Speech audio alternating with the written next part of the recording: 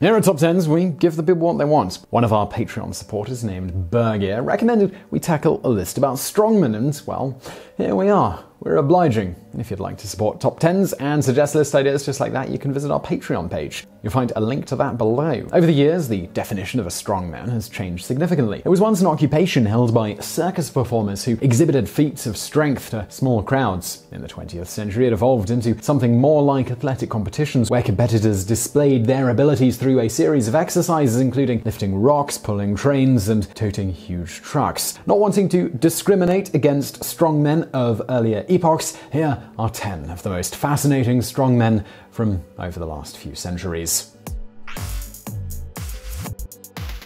Number 10. Thomas Topham from the 18th century. Born in London, Thomas Topham was one of the most famous strongmen of his generation. He was best known for bending thick fire irons by striking them against his forearms. Crowds would also enjoy watching as he lifted items weighing 224 pounds over his head with just his little fingers. Despite his other heroics, his most famous feat took place on May 28, 1741, when, while using a harness, Topham lifted 3 barrels of water weighing 1,386 pounds. For those skeptics out there, Topham's feats were documented in a widely held work by Dr. John Theo Desgalliers called A Course of Experimental Philosophy. Number 9. Siegmund Breitbart from the 19th century.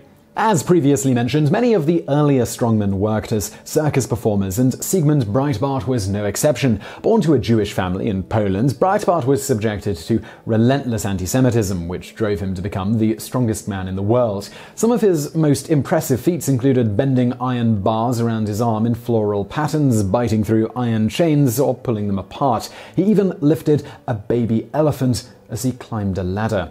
As a performer, Breitbart excited audiences by holding back 2 whipped horses and pulling a wagon full of people with only his teeth. Breitbart is probably best known for incorporating the Tomb of Hercules into his act. The performance consisted of Breitbart lying on his back as a bridge of boards was built across his chest. Animals were then brought to parade across the bridge. Bulls, elephants, and other heavy beasts walked across Breitbart's chest without even a flinch from the strongman. Number 8. Eugen Sandow from the 19th century.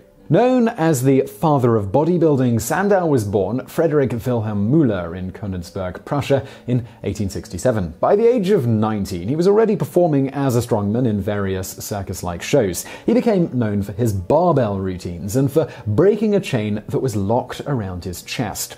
Audiences gathered around him, but were more interested in his bulging muscles than his feats of strength. Inclined to give the people what they wanted, Sandow began to develop and perform poses. He declared the poses muscle display performances, and these same displays of strength are used in bodybuilding competitions to this very day. Sandow was a highly sought-after carnival attraction, as audience members believed him to resemble the Roman gods. It turns out that Sandow's similar build was no accident. He had traveled to Italy as a child, and it was there, staring at the artwork of these chiseled gods, that his passion for bodybuilding began. Sandow believed that these gods had the perfect physique and modeled his own body based on their image. He became the first bodybuilder to develop his musculature to predetermined dimensions. Number 7. Leonid Taranenko from the 20th century. Born in 1956 in Belarus, which at the time was part of the Soviet Union, Taranenko would become a world record holder for the clean and jerk at the age of 32. His first taste of success came at the 1980 Olympics, where he won the gold medal while competing for the Soviet Union. Taranenko initially competed in a lower weight class, but in 1988 he moved up to super heavyweight. On November 26, 1988 in Australia, he set a world record of 266 kilograms in the clean and jerk. Due to restructuring by the International Weightlifting Federation, his official records, they no longer stand, but his feats, they have not yet been matched. Number 6. Andy Bolton, 20th century. Another world record holder on our list is powerlifter Andy Bolton. Born in England in 1970, Bolton is the first man in history to have deadlifted 1,000 pounds. and he did it twice. Before he became a world record holder, Bolton found success at an early age. By the time he was 21 years old, Bolton had won a powerlifting event called Yorkshire Junior Championships. As previously mentioned, Bolton is most known for being the first strongman to deadlift 1,000 pounds. Twice during the competition, he eclipsed his own accomplishment with pulls of 1,003 pounds and a then record 1,008 pounds. Bolton is not a one-trick pony either. He also holds the fourth highest squat of all time with 1,216.63 pounds, and his three-lift total of 2,806.34 pounds ranks third highest in all of history. Number 5. Brian Shaw, 21st century.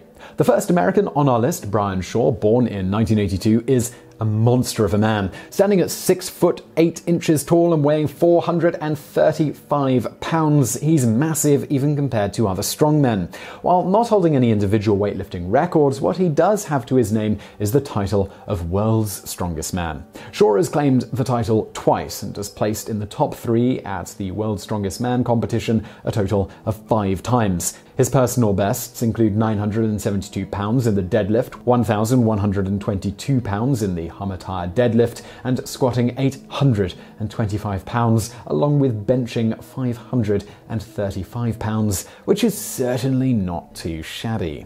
Number 4. Louis Cyr from the 19th century. There's no one on our list who had a more colourful career than Louis Cyr. A boxer, a police officer, and of course a strongman, Cyr did it all. Many believe that he is the strongest man to ever have lived. Born in Quebec, Canada, Cyr developed his strength at an early age, working at a lumber camp during the winter and on his family farm during the summer.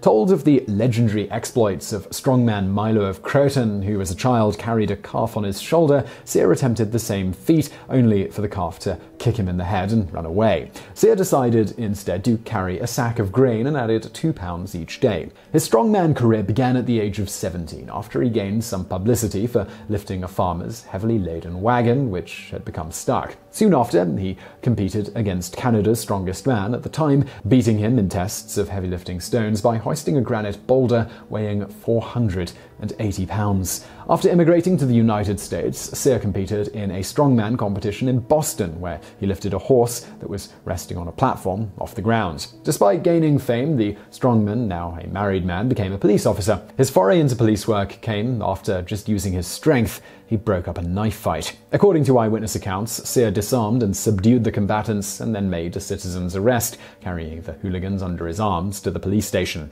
Eventually, he'd leave the police force using the money he'd earned to open a tavern. Louis Cyr's most impressive feats of strength include lifting a platform on his back which held 18 men, which was a total of 1,957 kilograms. He also lifted a 534-pound weight with one finger and pushed a freight car up an incline.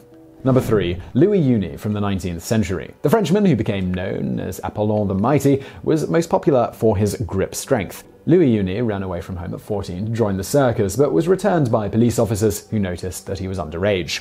It wasn't enough to stop his drive to become a strongman, though, and after a couple of years, he left home again. Uni became a student of strength training and would repeatedly be challenged to demonstrate his strength. In one particular instance, a friend named John Grun Marks told him that he would perform a lift that no one else could. Marks slowly approached a thick-handed dumbbell which weighed 226 pounds and lifted it over his head. At the time, Marks and 3 others were the only men to have been known to accomplish such a feat. Louis, not turned down a challenge, attempted it as well, but he lost control and it landed 10 feet behind him. This demonstrated that he had the ability to accomplish such a feat, though he just needed more training. Years later, he was challenged by Andre Brandelli, who claimed no one else in the world was capable of performing a clean and jerk using his 278-pound barbell. After performing the feat, he turned to Louis, smirking. Conscious of his strength, Louis grabbed the barbell and performed the feat. The challenges only continued as Louis became more famous. A trio of Germans called the Ratio Trio approached Louis, claiming that they would strip him of his title of World's Strongest Man. For the challenge, Louis instructed them to bring a dumbbell which weighed 200 pounds onto the stage. However, hoping to trick Louis, a dumbbell which weighed 341 pounds was brought to the stage instead. Unable to notice the difference, Louis lifted the dumbbell over his head. The Ratio Trio didn't make much of this, but when it was their turn to lift the dumbbell, they were barely able to get it off the ground. Some of Apollon the Mighty's most notable feats of strength included an act called escaping prisoner. In this act, he would bend barbells to escape from a cage. He would also lift 2 train wheels, which were 366 pounds, over his head.